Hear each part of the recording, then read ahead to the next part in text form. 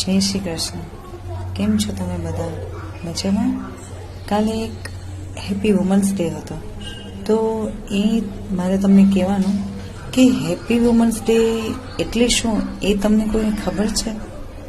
બધાએ હોર્ડિંગ્સ લગાવ્યા, બધાએ વિડીયો મૂક્યા, રીલ્સ મૂકી, ફોટોસ મૂક્યા, વિડીયોઝ બનાવ્યા, પછી લખાણ પણ એવા સારા સારા કહેવાય કે નારી તું નારાયણી, નારી તું શક્તિ છે.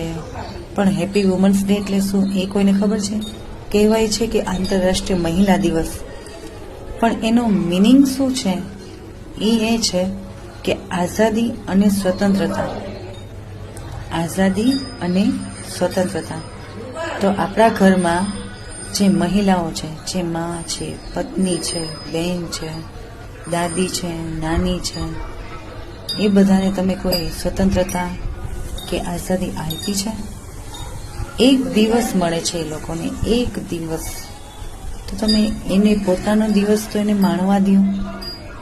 એને તમે આઝાદી આપી છો, એને સ્વતંત્રતા આપી છો કે તમારે જે કરવું હોય તમે આજે કરો.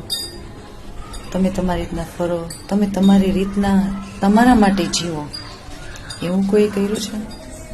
તો હું એવું ઈચ્છું છું, આ મારું ફિલિંગ્સ છે, મારી લાગણી શેર કરું છું કે તમે તમારા પુરુષો, તમે તમારા ઘરના બધા એવું કરો કે એને સ્વતંત્રતા આપો. તમે તમારા માટે જે રસોઈ બનાવે છે કે તમારા માટે પ્રેમથી ભોજન બનાવે છે, તો એક દિવસ તમે એના માટે થઈને તમે બનાવો અને તમે એને પ્રેમથી ખવડાવો, તો એ પણ રાજી થશે, એને પણ આનંદ થશે કે ના અમારા માટે પણ કર્યું એમ. તો એ રીતના કરો અને એમને આઝાદી આપી છો. એને ખુલ્લા આસમાનમાં જાણે ઉડતા હોય એવું ફીલિંગ કરાવો કે ના આજે હું મારા માટે જીવી છું. તો પ્લીઝ એને એમના માટે જીવવા દો. એક દિવસ, ઓનલી એક દિવસ. આઝાદી અને સ્વતંત્રતા જ એ મહિલા દિવસ છે. તો આઝાદી અને સ્વતંત્રતા એને જીવવા દો.